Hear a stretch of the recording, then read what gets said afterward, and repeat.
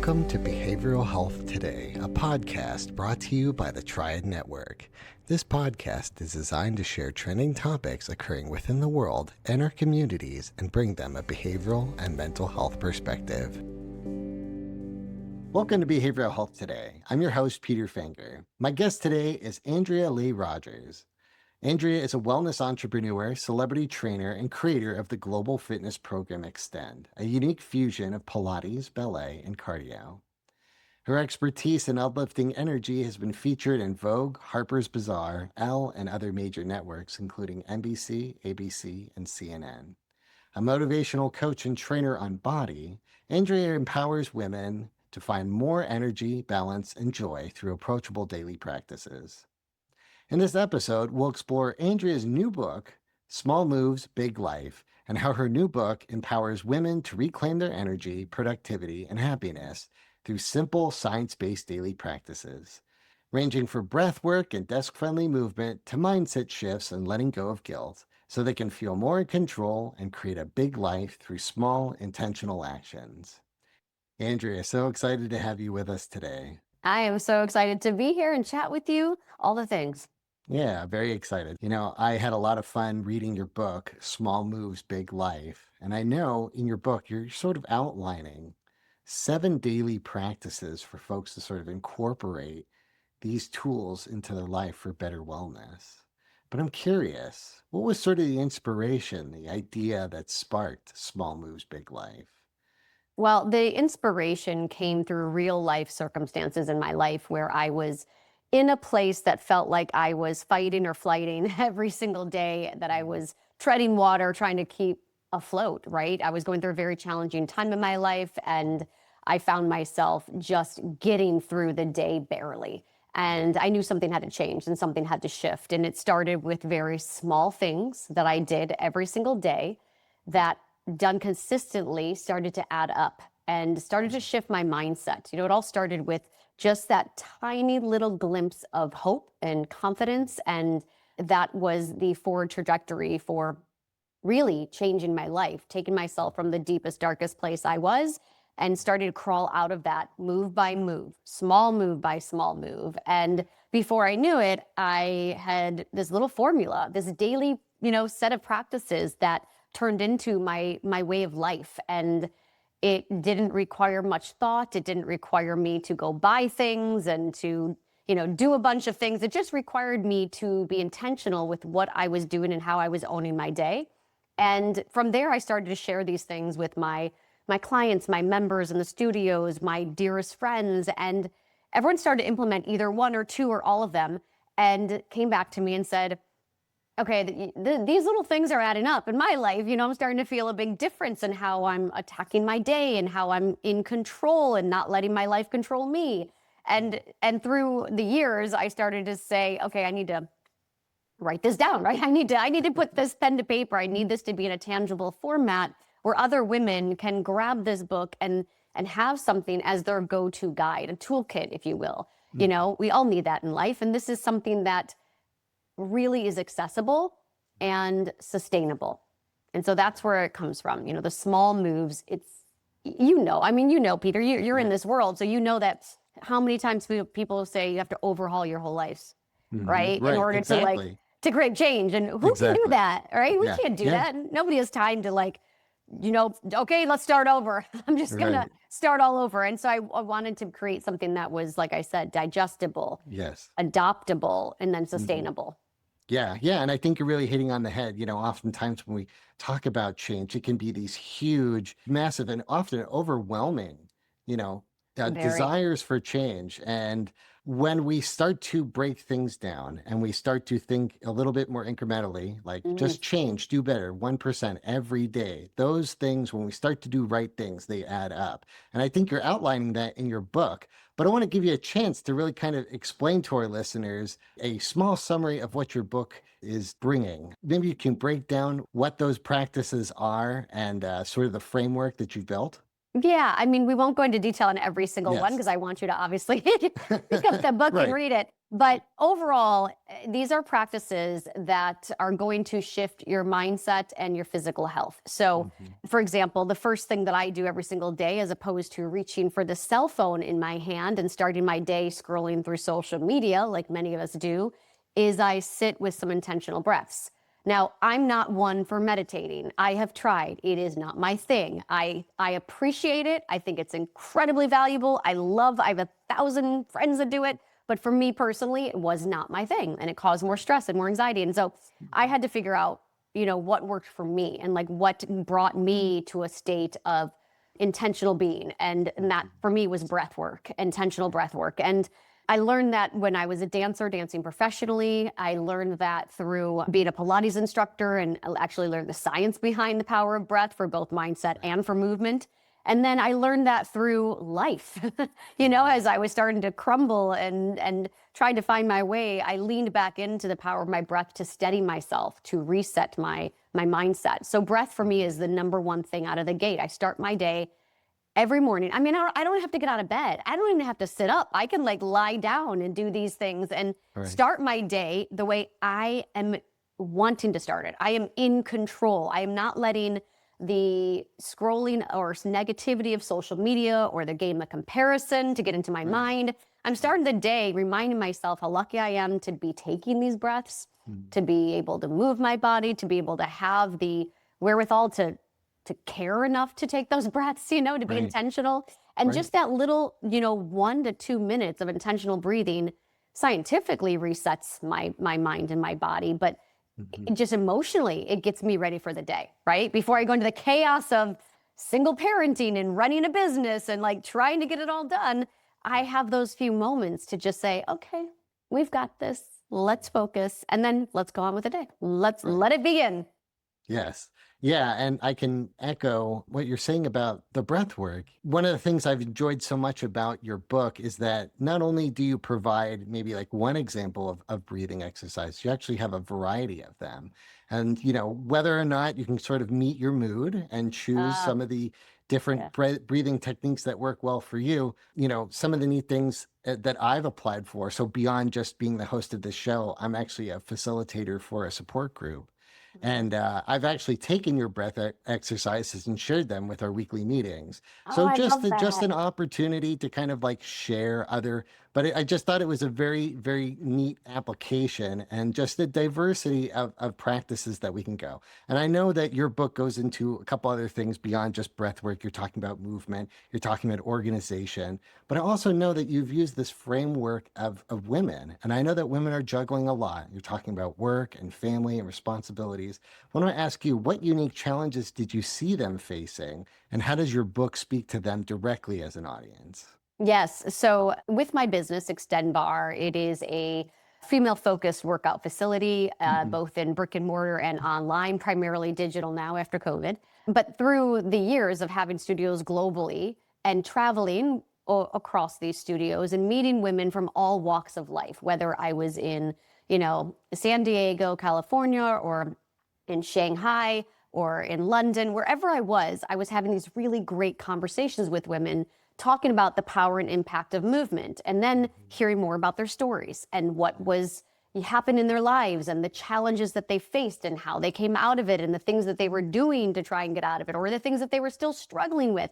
And when I zoomed out, I realized this 24-year-old woman I'm talking to in San Diego is dealing with some of the same type of challenges that this 50-year-old in Shanghai is telling me about. And Hmm. across the board, the commonality of what we as women are dealing with managing and trying to get through, that's always a get through, was resounding. It was just like this, echo across the globe. And I realized, this is why we need these kind of little things in our life that don't feel like they take so much effort to do.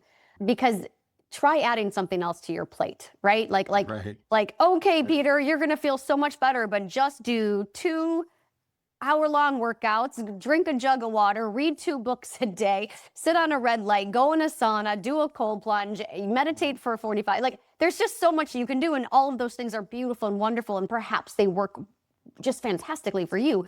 But I wanted to just take this blueprint and say, okay, if you just do these simple things, it's 30 minutes or less a day, all Right. collectively, it will Hmm. become habit. And through trial and error and working with my clients, members, and friends, it started to work and it started to hit. And people were not having to think about doing this. It was just doing it and feeling better. And then because they were feeling better, they were doing better in all other areas of their life. Yeah. Yeah. And the neat part is, sometimes it's just starting. Uh, Because once we that's start, we it. can start to ask what's next, right? And I think one of the neat parts about your book is, you mentioned you're breaking this out into 2 minutes, 4 minutes. These are things that we can do while sitting at our desks. These are things that we can do laying in bed. I've heard the term of meet your mood, and you're giving a variety of practices in order for us to sort of lean into that. And I again, love I that. also think that the neat part about this is beyond just maybe the breath work, you're also talking about movement. And that can be so important to maybe our sedentary lives. So I want to ask you, maybe could you share with our audience what one of some of your favorite desk friendly moves are? Because I think that Yes. was very interesting. Yes. Okay. So movement doesn't have to be like an hour workout, killing yourself at the gym that you absolutely hate, that everything is terribly aching and joints and ligaments are being like pushed beyond limits. It doesn't need to be that. And I think we're starting to get smarter with that. I think in general, we're starting to understand that movement is about strength and resistance and meeting your body and mood where it's at, which I love. Mhm. And so for me, I'm like, okay, what can I fit in today? Yesterday was one of those days, Peter, that I had 10 minutes. That was it. Like I woke up at 6 a.m., got my girls off to school by 7 a.m., and I had back-to-back meetings. I had to be everywhere, and I did not pick them up till 8 o'clock, and then I was exhausted. There was no way I was working out that late. So I just throw in movement snacks. I call them movement snacks. They're Right. bite-sized little moments where you can move throughout the day. And believe it or not, they add up. So as I'm waiting for the microwave for, cooking my milk for my matcha, I'm doing some, lunges. 2 minutes of Right. lunges makes a difference. When I'm brushing my teeth, I'm doing little knee bends. Again, 2 minutes adds up. When I'm at my desk, if I'm stretching, like I love to do just some easy mobility stretches at my desk, or I'll just simply do a lift and a lower, like a little lunge series for 1 minute, just an up and a down back on my seat. It adds up and it works and it will shift your mood at the same time, right? So not Yeah. only will you get the physical benefits, but your mindset shifts and you Mhm. feel like I just did something. You get Yeah. this teeny, teeny jolt of pride, right? Right. And Right. just what you said, Peter, was you have to start. Like that's the Mhm. thing. And people always wait for motivation to come. And Yes. it's not come. It might Yeah. come, but it's not lasting. It's not sustainable. Like you have to get into the habit. You have to be disciplined. And so when you cut down the time and you're not asking too much of yourself, you're much more ready and available to do it. It's easier to do it, right? You're breaking down the Right. barriers to entry. You're like, yes, Right. I can do that. I can do 1 minute of breathing. I can do one Mhm. minute of movement. And then you start to do it and you start to become that person who does it every day. Yeah. Yeah. One of the things I enjoy, especially when you're, naming off some of these exercises, is is how intentional you are about energy. Because, Mm, like as I work from my current job, we're all online. And you're yes. talking about small amounts of time, maybe between or after a meeting, that we can do these things. The other thing you're talking about is I know that movement can be tied to our creativity.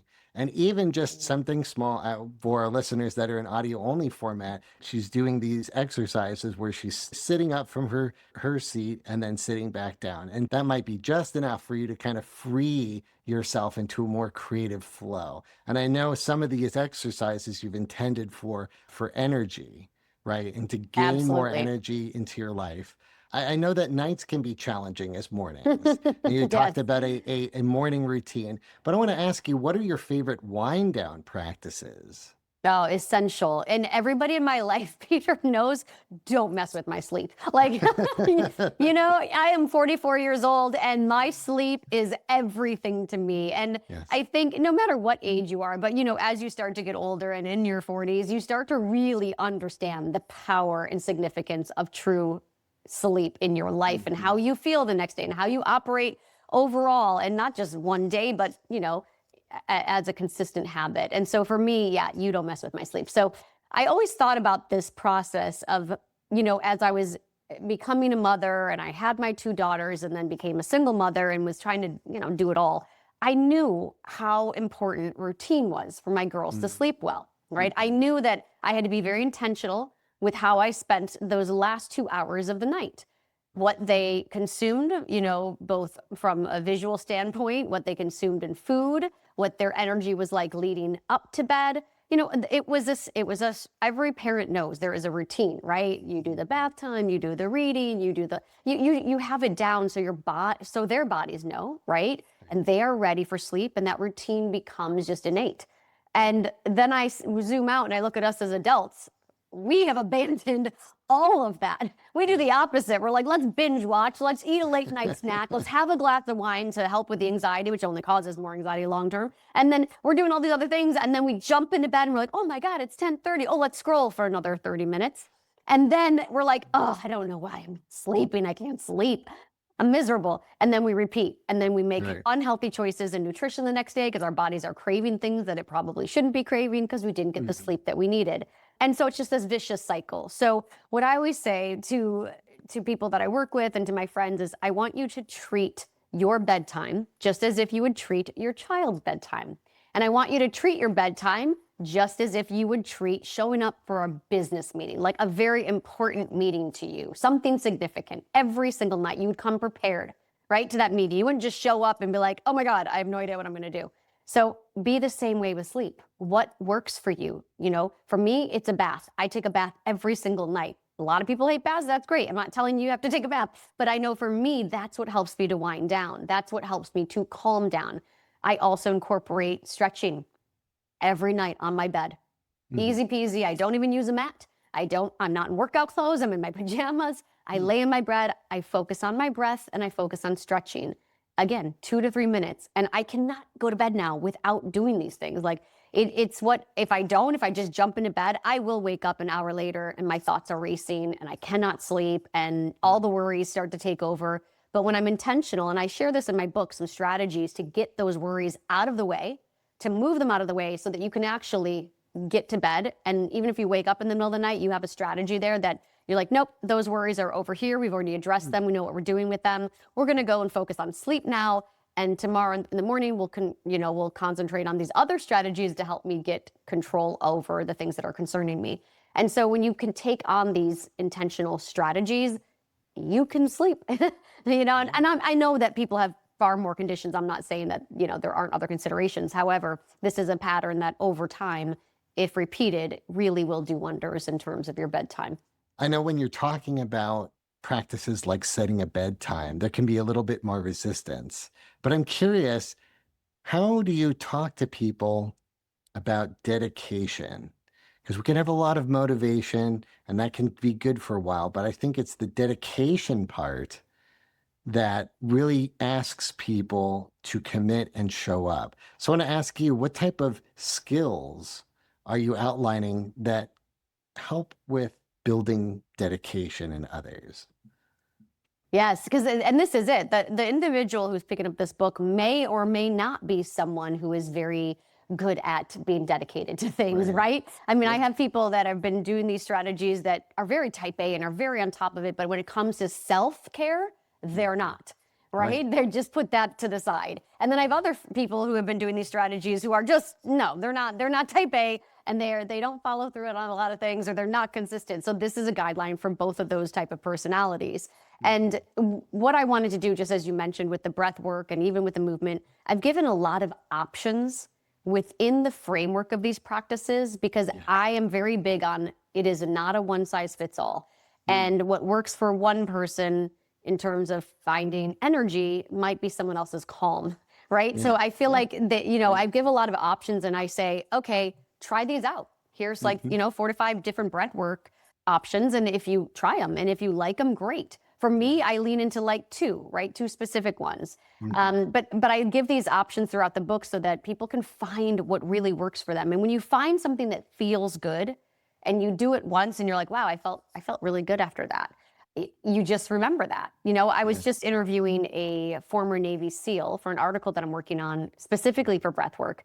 And he was just saying, like, it's the same thing we were talking about, which is like, once you do it and it feels good, you're like, oh, I'm going to do that next thing now that feels right. right? Right. Build on So it. you're going to build on it. And so the Yeah. book gives you tools for all 7 practices to both go at it at the very lowest level, like this is all I've got Mhm. today, Andrea, or elevate to the next level once you feel like you've created more consistency and routine.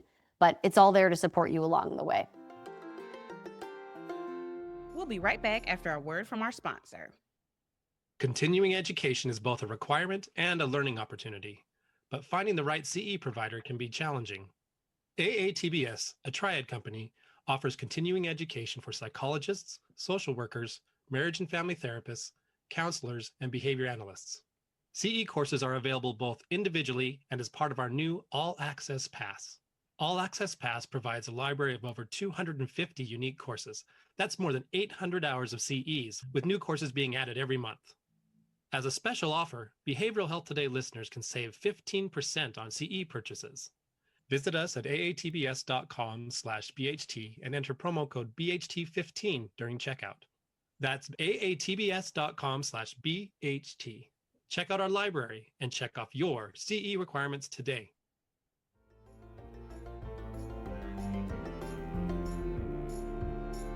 One of the things that really shifted with me as you sort of explained all that is that you're really trying to encourage people to get creative and get curious Yes, about it. curious. I know that, by outlining different practices, you're tapping into people's ability to play, Oh, I right? And love have that. fun Yes. with it, right? Yes. And I think Yes. that that can really shift people, especially as they look at things with these small shifts that could be huge transformations, but along the way it can kind of build better habits. Like you said, when things feel right, things kind of fall into place. Oh, I love that. And that makes me think of one of the chapters, which is called Mind Up. And Yeah. and that is specifically something that, yes, it forces you to get creative a little bit and step outside your box. And when you're reading it and you're like, okay, Andrea, how is recording my voice and future affirmations going to actually make a difference in my life? And then you do it for 2 weeks and you're like, holy, I feel ridiculous. This is not something I would ever do on my own. And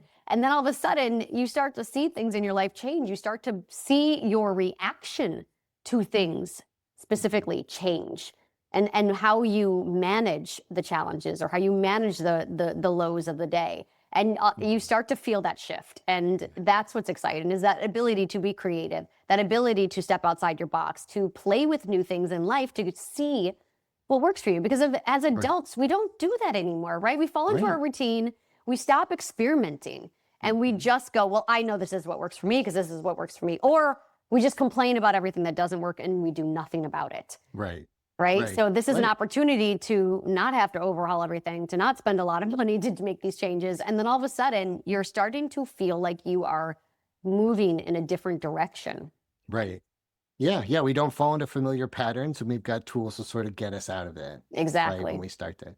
So I know your book also covers a really unique practice of organization. You're calling it Do the Thing, Do DTT. the thing.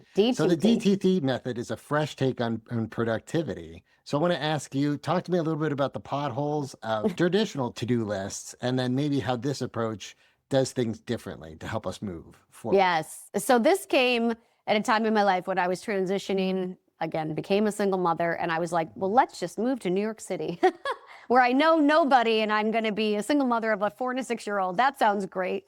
Everybody thought I was crazy. Me too. But I did it anyway. And I remember sitting in my new tiny little teeny tiny apartment and I was surrounded with boxes. I had to, adjust, adapt, and adopt new practices to live in this big city. I came from a, house in Florida, and now I'm moving to the city with 2 girls. Everything felt very heavy at that moment. I felt like, oh God, I got to get them in school. I got to enroll them here. I got to get a new driver's license. I have to unpack the boxes. I have to do this for the job. Like, it was a million things. And I kept adding to the list, like the physical, writing it down, writing it down, writing it down.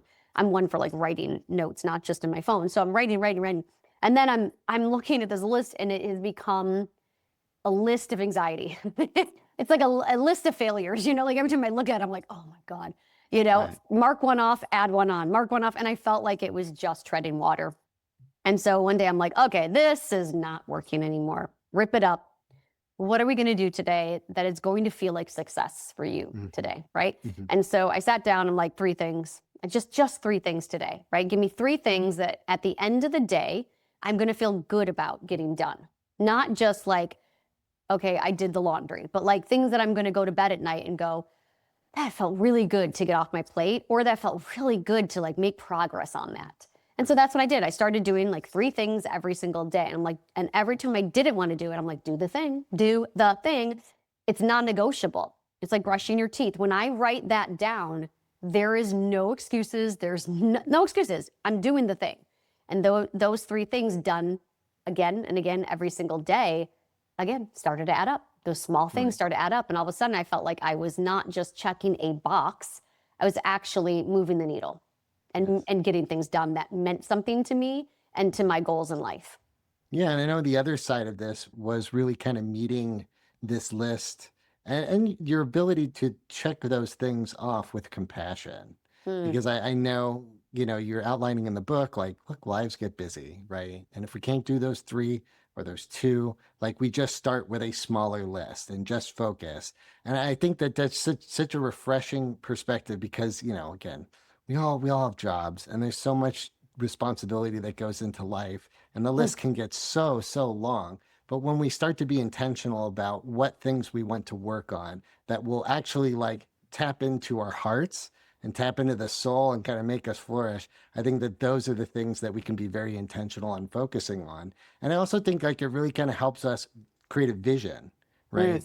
And we can be kind of very intentional and focused about that as well.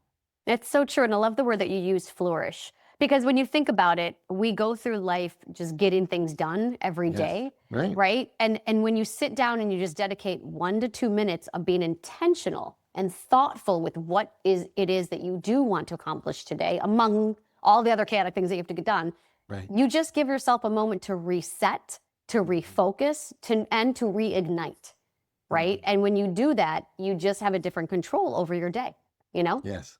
Yeah, absolutely. Absolutely. So I know your book kind of talks about this concept of mom guilt Mm. and how that can be a hidden layer to productivity and self-care. I want to ask you, how does it hold women back? And what are some of the first steps that you suggest in letting it go? So I would say that is one of the top 5 questions that I get from my followers or Yeah. from people that I work with is like, you travel, Andrea, and I always see you doing things and going places, and I know you're a single mom, so like, how do you deal with the mom guilt? Hmm. And I'm like, I don't have a tremendous amount of mom guilt. Now that doesn't mean that I never have or I don't have it on occasion, but overall, I don't have a tremendous amount of mom guilt, and that is because I zoom out and I look at what I'm doing for my children. I look at when I'm away from them. I'm not going out and partying with my friends every night. You know what I mean? And it's okay occasionally if I do that occasionally. But I'm working and I'm doing things that are bettering our family, our household. But I'm also doing things that give back to me, to my soul, to my purpose, to my passions. And by doing so, I feel good about myself. I feel productive. I feel purposeful. I feel like I'm living my life with intention. And then I'm a better mom. I just am. I'm a happier mom. And everybody can be different. There might be a mother who doesn't work and wants to, do a specific, whatever it is. They play tennis every day and that is their passion and that is their purpose. And that gives them back to feel good, to feel whole, whatever it is for you. You have to be okay with allowing yourself to feel good independently of your roles as a mother or significant other, right? Yes. You have to Yes. allow that yourself to do that. And Yes. and we know when we're abusing that or when we're not doing it. We know. And my kids, they don't see me leave and go, oh, there goes mom again. They're proud of me because I share things with them. I share what I'm doing. I share what I've accomplished. I share my challenges, in my business. I share all of it so that they are aware that it's not just mom heading out the door to go do something on her own. It's me doing something collectively for our family. And Mhm. as they are growing older now, they're 12 and 14 and, teenagers, they have a lot of pride. And it's a beautiful thing to see, that they're proud of me. Yeah, yeah. When you kind of put on that farther scope, you can really kind of reframe, our lives. One of the books that I've written, I'm a huge champion behind it, is called The Artist's Way. Part of the goal of that book is really trying to tap in and kind of rediscover yourself. And I think one of the practices that you're really allowing there is that, sometimes when we create our families and get into relationships, we sort of lose ourself, Mm, lose our true self. And in your practice, you're kind of reinviting that opportunity to kind of tap in what makes us passionate. How can we take the gifts that we're given in life and really amplify it? And I think when we can tap into that and we can have that energy and really kind of tap into our true self, it kind of ripples out the positivity into the rest of the world. And I think you're seeing that within your family. that is so powerful, Peter. Yes, that ripple effect. And isn't that the density of the ripple within your little bubble of a household is the most Right, important, right? right. And then that if your kids know that you are a happy person and you are doing the things that make you fulfilled and happy, don't you want them to chase those same type of ambitions? Don't you want your family and your kids or your friends even to be inspired or to live a life that is inspiring, right? Mhm. That's what we want. But yet we put so much pressure and so many ridiculous expectations on ourselves, and we're just not as kind to ourselves as we are to others. Yeah, yeah. Another concept you're bringing up in your book is called the FEEL framework. It's FEEL, so it's the acronym for fast, effective, enjoyable, lifelong. So Yeah. talk to me a little bit about this concept and how you're helping your readers break free from the cycles of fitness. You're talking about dread and maybe inconsistency there. Talk to me a little bit about this. Yes. So again, this came through everyday circumstances of coaching and working with individuals in the studio setting who were struggling to get results, right? They came to me and they're like, well, I've done everything. I've been on every diet. I've done every workout. And I did the CrossFit. I hated it, but I did it. And I did this workout and I did. And finally, it gets to a point where you're like, listen, you have to create sustainable habits or nothing's ever going to stick and you're never going to see real long-term results. And you're always going to be chasing something and always feeling like you never lived up to your expectations. So by using this acronym, it was like, listen, you need to do something that works, right? You want it to be fast because if it's going to be a 2 or 3 hour endeavor for you to get to the gym, take forever, put on the clothes, like whatever it is, it's going to take too long. You're not going to do it. And there's less chance of you actually getting out the door to make it happen, right? And then you want something that is going to actually be effective. So if you go to the gym and you are on whatever that little elliptical or bike is and you're scrolling through your phone and you don't even focus, if you're not even mentally there for the workout, you're not going to get results, right? It's not going to be effective. Okay. So you want it to be something that matters. And that is why my workouts are very short, 10 minutes, right? 10 minutes long, 10 or 15 minutes long. And they deliver. They're so ridiculously effective that after 15 minutes of intentional movement, you feel like you've done an hour and a half of intentional movement.